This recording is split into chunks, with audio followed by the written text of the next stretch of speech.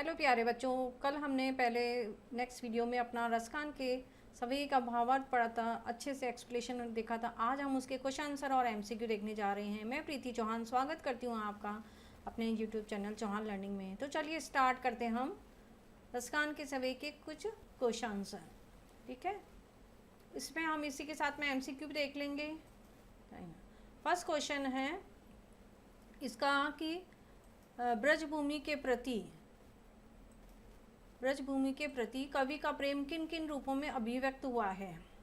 कवि श्री कृष्ण की रासलीला भूमि ब्रज के प्रति अपना प्रेम निम्नलिखित रूपों में अभिव्यक्त करता है।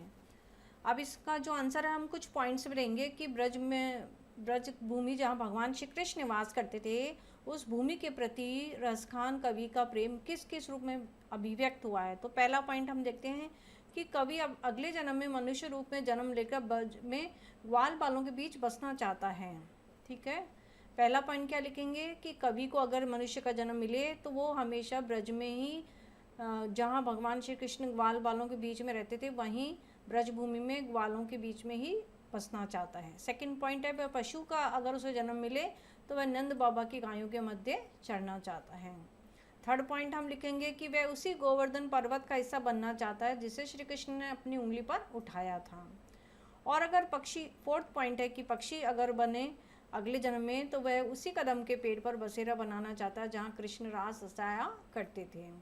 और फिफ्थ है, कवि ब्रज के वन बाग तड़ाग का सौंदर्य देखते रहना चाहता है जहाँ भगवान श्री कृष्ण ने लीलाई की थी। तो ये तो हो गए 5 पॉइंट। ठीक है, इसको हम पॉइंट में लिखेंगे तो ज़्यादा अच्छे से एक्सप्लेन होगा। तो चलिए नेक्स्ट स्टार्ट करते हैं हम। कवि का ब्रज के वन बाग और तालाब को निहारने के पीछे क्या कारण है। कवि क्यों देखना चाहता था ब्रजभूमि में जहाँ भगवान श्री कृष्ण ने वन बाग और तालाब में लीलाएं की थी, वो उनको क्यों देखना चाहता था। तो इसका आंसर देखते हैं हम कि कवि ब्रजभूमि के वन बाग और सरोवर को इसलिए देखना चाहता था क्योंकि इनके साथ कृष्ण की यादें जुड़ी हुई थी।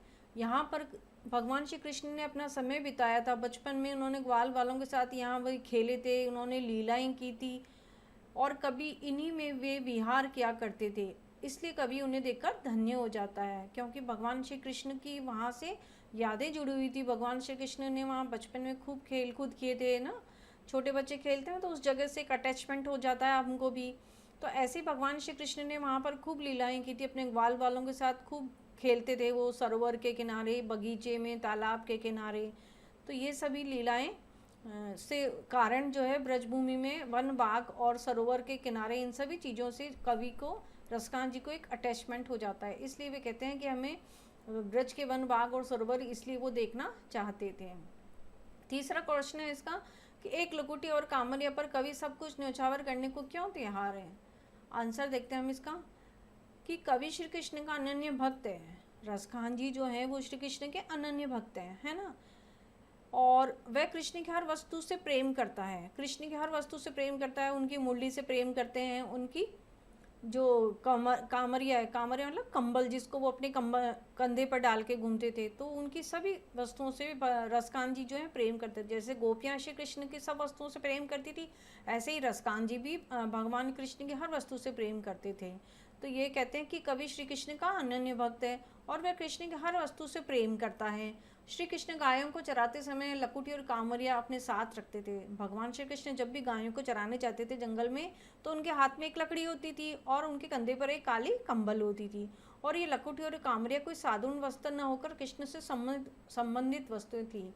और रसखान जी के लिए और गोपियों के लिए ये कोई साधारण वस्तु नहीं थी कि लकड़ी और कंबल एक साधारण चीज़ हो, वो उनके लिए एक विशेष थी।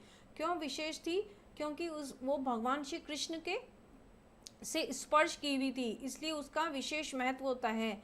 लकड़ी और कामलिया भगवान श्री कृष्ण ने उसको स्पर्श किया था, इसलिए वो विशेष हो गई थी।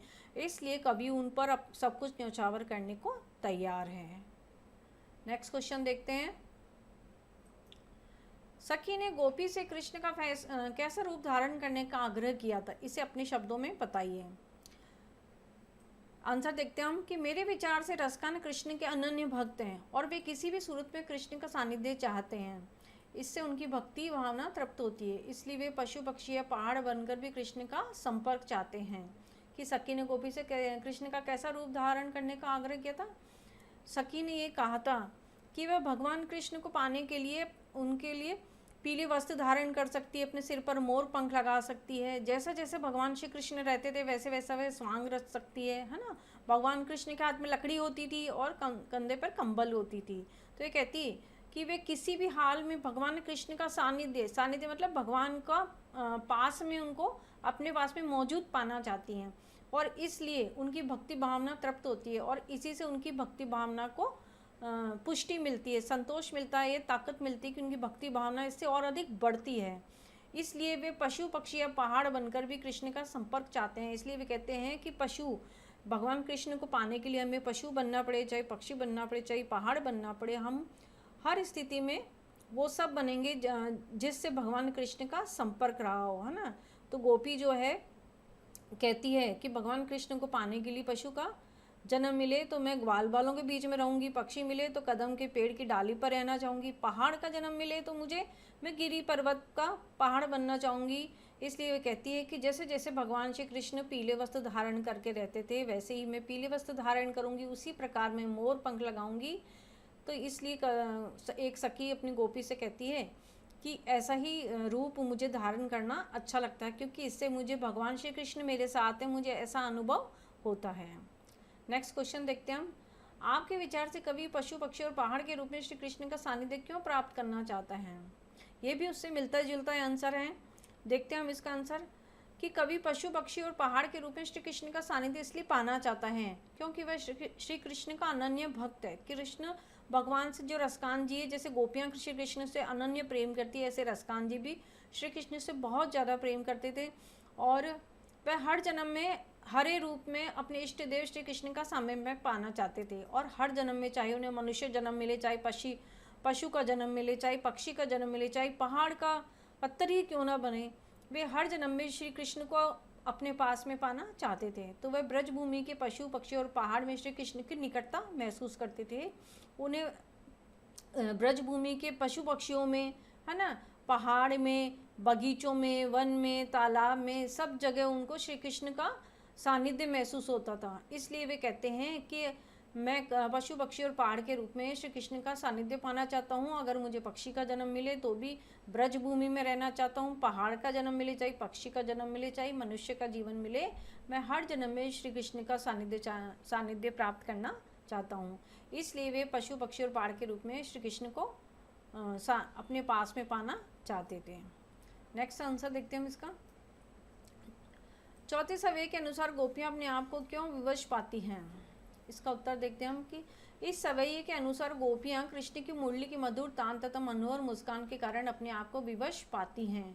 गोपियाँ क्यों विवश हो जाती थी कि जब कृष्ण भगवान बांसुरी बजाते थे तो जो हर गोपी थी वो अपना घर काम करती करती उस बांसुरी की धुन में, उस बांसुरी की तान में ऐसा खो जाती थी कि वो यही भूल जाती थी कि वो क्या काम कर रही है। इसलिए वो विवश हो जाती थी उस बांसुरी की धुन के आगे और अपनी सुध बुध खो बैठती थी और अपना जो भी घर काम वो कर रही होती है, चाहे रोटी बना रही होती है, चाहे साफ़ सफाई कर रही होती है, तो गोपी अपना काम तो छोड़ देती है और कहाँ खिंची चली जाती है भगवान श्री कृष्ण की तरफ। तो यहाँ गोपी जो है अपने आप को बहुत विवश महसूस करती है। भगवान कृष्ण की बांसुरी को सुनकर वो अपनी सुध बुध खो बैठती हैं, वे अपना आपा खो बैठती हैं। इसलिए उस बांसुरी की धुन को सुनकर वो कृष्ण के वश में हो जाती है। ठीक है, नेक्स्ट क्वेश्चन देखते हैं हम कि भाव स्पष्ट कीजिए। कोटि के कलधोत के दाम, करील के कुंजन ऊपर वारो, मायरी व मुख की मुस्कानी, समरे न जेहे न जेहे। ठीक है, इसका उत्तर देखते हम कि फर्स्ट लाइन है जो कोटि के कलधोत के धाम, करील के कुंजन ऊपर वारो।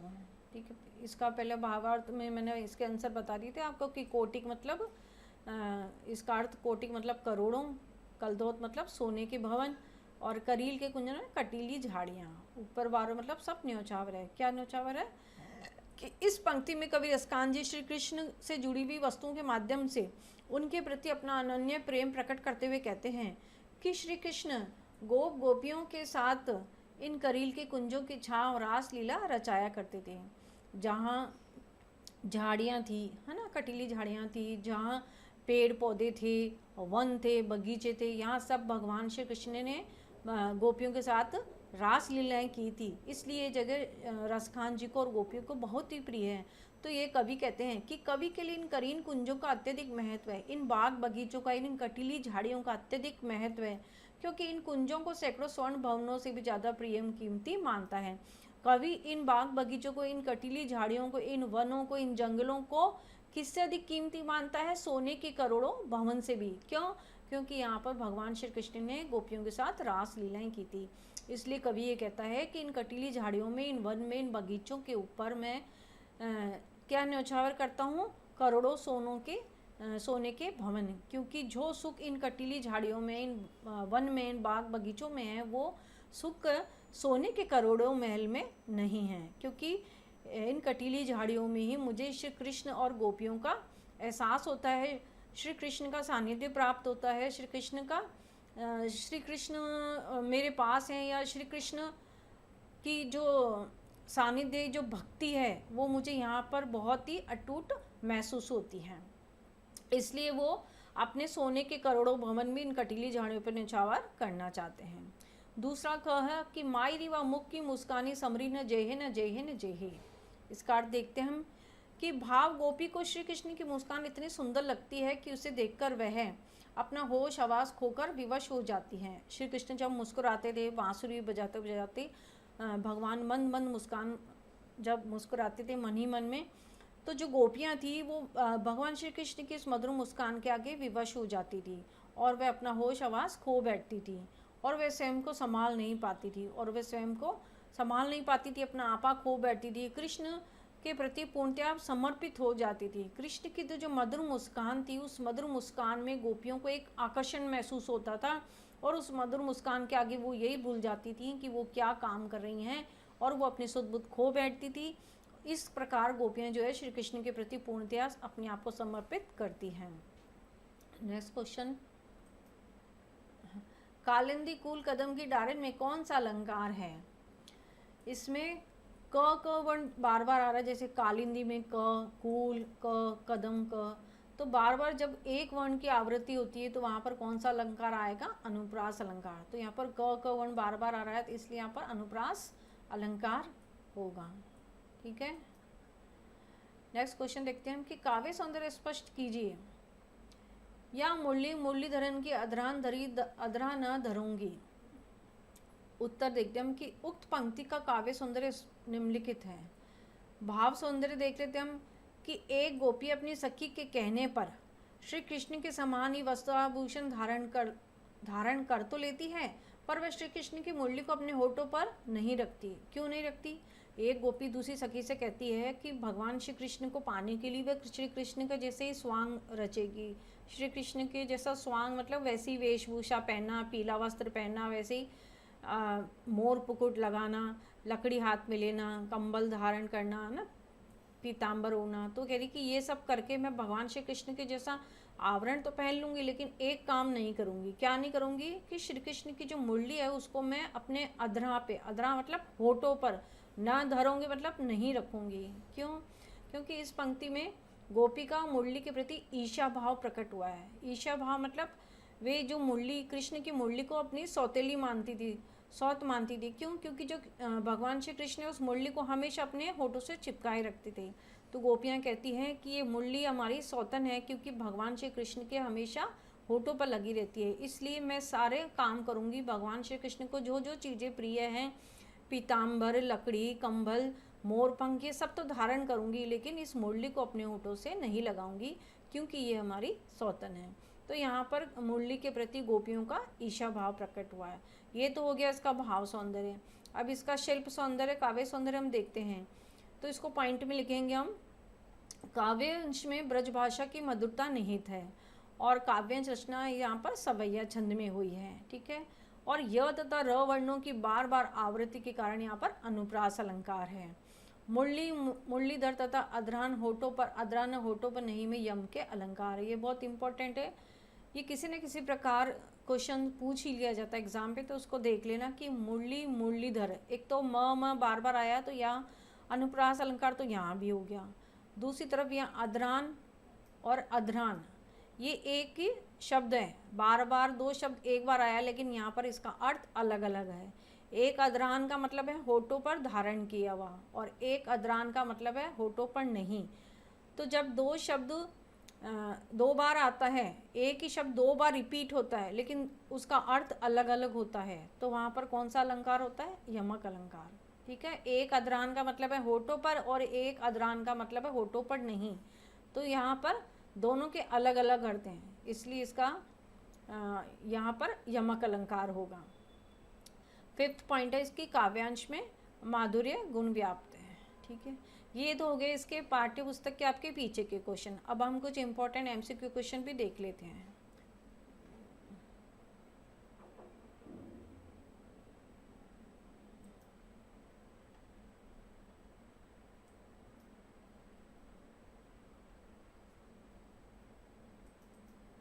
ये हो गए इसके एमसीक्यू क्वेश्चंस।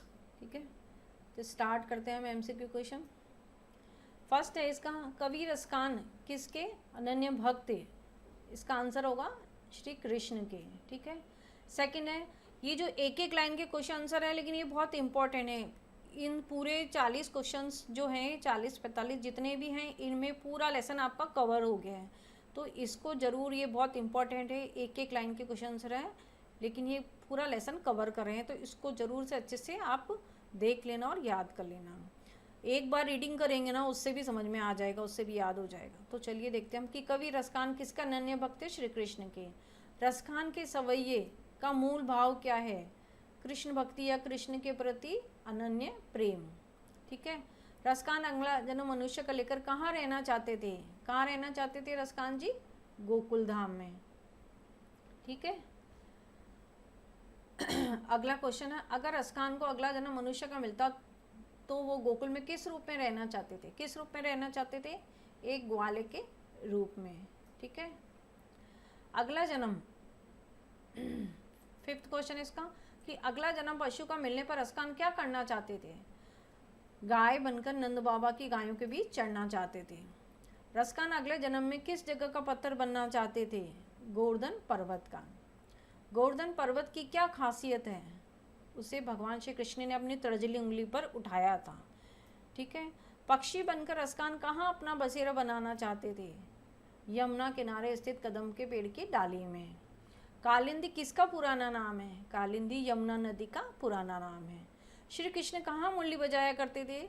श्री कृष्ण यमुना नदी के किनारे मुरली बजाया करते थे। ये तो हो गए 10 क्वेश्चन। अब इसके आगे के देख लेते हैं। जो खगे हो तो बसेरो करो, मिली कालिंदी कूल कदम की डारन में, कौन सा अलंकार है? कौन सा अलंकार है इसमें? अनुप्रास अलंकार है, क्योंकि यहाँ पर एक वर्ण की बार बार आवृत्ति हुई है। ठीक है, कौन सा है? कालिंदी, क वर्ण बार बार आया तो यहाँ पर अनुप्रास अलंकार हो गया। रसखान श्री कृष्ण की लाठी और कंबल के बदले क्या त्यागने को तैयार थे? तीनों लोगों का राज्य। तीनों लोगों का राज्य वो त्यागने को तैयार थे। ठीक है ना, अगला क्वेश्चन हम देखते हैं कि श्री कृष्ण के प्रेम के आगे रसखान को तीनों लोगों का राज्य कैसा लगता था? कैसा लगता था? तुच्छ या बेकार। सिद्धियां व निधियों कितनी मानी जाती है? कितनी मानी जाती है? 8 सिद्धियों 9 निधियाँ। लेसन में आया है ना कि 8 सिद्धियों 9 निधियाँ वो भगवान कृष्ण के ऊपर 8 सिद्धियों 9 निधियों को भी वो छोड़ने को तैयार है। अगर भगवान श्री कृष्ण का सानिध्य उन्हें मिल जाए, वो वन बाग बगीचे सब मिल जाए, तो ये सिद्धियां भी वो त्यागने को तैयार हैं। तो यहाँ पर यही क्वेश्चन है कि सिद्धियां और निधियां कितनी मानी गई है? तो 8 सिद्धियां और 9 निधियां हैं। नंद बाबा की गायों को चराने में मिलने वाला सुख किससे बड़ा था? आंसर है इसका 8 सिद्धियों और 9 निधियों को हासिल करने में। ठीक है, रसखान अपनी आँखों से क्या देखना चाहते थे? रसखान अपनी आंखों से ब्रज के जंगल और बाग और तालाब को देखना चाहते थे। रसखान करोड़ों सोने के महल किस पर न्यौछावर करने को तैयार थे? वे ब्रजभूमि के करील कुंज और कटीली झाड़ियों पर करोड़ों सोने के महल जो न्यौछावर करने को तैयार थे। कलधौत का अर्थ क्या है? कलधौत का अर्थ होता है सोना, सोने की वस्तु। रसखान की इच्छा क्या थी? रसखान की इच्छा थी कि कटीली झाड़ियों वाली ब्रजभूमि में अपना जीवन व्यतीत करें। रसखान ब्रजभूमि के जंगल, बाग, तालाब और कटीली झाड़ियों से गहरा लगाव क्यों रखते थे? क्योंकि कभी इन सबको श्री कृष्ण ने देखा और छुआ था। नेक्स्ट क्वेश्चन, रसखान किस कारण ब्रजभूमि से इतना गहरा लगाव रखते थे? श्री कृष्ण से प्रेम के कारण। रसकान की तरह ही श्री कृष्ण को कौन प्रेम करती थी? श्री कृष्ण को रसकान की तरह कौन प्रेम करती थी? गोपियाँ। जैसे रसकान श्री कृष्ण को अनन्य प्रेम करते थे, ऐसे गोपियाँ भी श्री कृष्ण की अनन्य भक्ति, वह भी श्री कृष्ण से अनन्य प्रेम करती थी। मुरलीधर श्री कृष्ण हमेशा किस में मस्त रहते थे? मुरली बजाने में। भगवान श्री कृष्ण हमेशा मुरली बजाने में मस्त रहते थे। गोपियाँ अपना अस्तित्व खोकर किस में लीन हो जाती थी? गोपियाँ अपना अस्तित्व खोकर भगवान श्री कृष्ण में लीन हो जाती थी। कृष्ण का रूप धारण करने के लिए गोपी कैसे वस्त्र पहनने को तैयार हो गई थी? पीले वस्त्र पहनने को तैयार हो गई थी। गोपी किसकी माला गले में पहनना चाहती थी? गुंज की माला। गुंज की माला मतलब फूलों की माला। गोपी श्री कृष्ण का रूप धारण करने को तैयार थी, मगर वह क्या नहीं करना चाहती थी? श्री कृष्ण की मुरली को अपने होठों पर धारण नहीं करना चाहती थी, क्योंकि वह उसको अपना सौत मानती थी। या मुरली मुरलीधर की अधरान धरी अधरान धरूंगी में कौन सा अलंकार है? अभी हमने आगे बढ़ा क्वेश्चन में, इसमें यमक अलंकार है। नेक्स्ट क्वेश्चन है, श्री कृष्ण ने अपने सिर पर कौन सा मुकुट धारण किया है? मोर पंखों का मुकुट धारण किया है। गोपी श्री कृष्ण की मुरली को अपने होठों पर क्यों नहीं रखना चाहती थी? क्योंकि गोपियाँ श्री कृष्ण की मुरली को अपनी सौतन मानती थी। फिर नेक्स्ट क्वेश्चन, कृष्ण की मुरली की मनमोहक धुन पर कौन नाच उठते थे? कृष्ण की मुरली की मनमोहक धुन पर ब्रज के सभी लोग, गांव वाले और गायें भी नाच उठती थी। नेक्स्ट क्वेश्चन है, गोपियाँ क्या नहीं सुनना चाहती थी? गोपियाँ कृष्ण की मुरली की धुन नहीं सुनना चाहती थी। क्यों नहीं सुनना चाहती थी? क्योंकि वे कृष्ण की मुरली की धुन को सुनकर कृष्ण के वशीभूत हो जाती थी और अपनी सुध-बुध खो बैठती थी। अगला क्वेश्चन है, गोपियाँ कृष्ण की मुरली की धुन, ये तो पढ़ लिया हमने।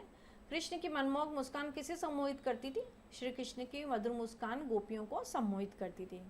गोपियों से क्या नहीं संभाली जाती थी? गोपियों से कृष्ण की मुख की मधुर मुस्कान नहीं संभाली जाती थी, क्योंकि उस मधुर मुस्कान के आगे वह अपना आपा खो बैठती थी। कृष्ण की मनमोहक मुस्कान का गोपियों पर क्या असर होता था? कृष्ण की मधुर मुस्कान का गोपियों पर यह असर होता था कि वे अपनी मर्यादाएं छोड़कर, अपना घर काम छोड़कर श्री कृष्ण की तरफ खींची चली जाती थी, श्री कृष्ण की तरफ आकर्षित हो जाती थी। ठीक है। काली कोई कितनों समझे में कौन सा अलंकार है? क वर्ण यहाँ पर बार बार आ रहा है, तो यहाँ पर अनुप्रास अलंकार है। रसकान की रचनाओं में किस भाषा की प्रधानता है? ब्रज भाषा की प्रधानता है। रसकान जी का जन्म कब हुआ था? 1548 में दिल्ली में हुआ था। रसकान जी का असली नाम क्या था? रसकान जी का असली नाम क्या था? सैयद इब्राहिम। रसकान किस धर्म से संबंधित थे? वे एक मुस्लिम धर्म से संबंधित थे, वे मुस्लिम कवि थे। रसकान ने किससे विधिवत दीक्षा ग्रहण की थी? गोस्वामी विठलनाथ जी से दीक्षा ग्रहण की थी। रसकान कौन से काल के कवि माने जाते हैं? रसकान जी भक्ति काल के कवि माने जाते हैं। रसकान की रचनाओं में किस रस की प्रधानता मिलती है? उनकी रचनाओं में, उनकी कविता में भक्ति और श्रृंगार रस की प्रधानता हमें देखने को मिलती है। और रसकान जी की मृत्यु कब हुई थी? रसकान जी की मृत्यु हुई थी 1628 में। लास्ट क्वेश्चन इसका, रसकान की रचनाओं का संग्रह किस नाम से संकलित है? इनकी रचनाओं का संग्रह रसखान रचनावली के नाम से संकलित है। तो ये तो वे इसके कुछ क्वेश्चन आंसर और इम्पोर्टेंट कुछ एमसीक्यू देख लिया अपन ने सारे। उम्मीद करती हूँ आपको अच्छे से समझ में आया होगा। मिलती हूँ आपसे नेक्स्ट वीडियो में, तब तक के लिए थैंक्स एंड बाय।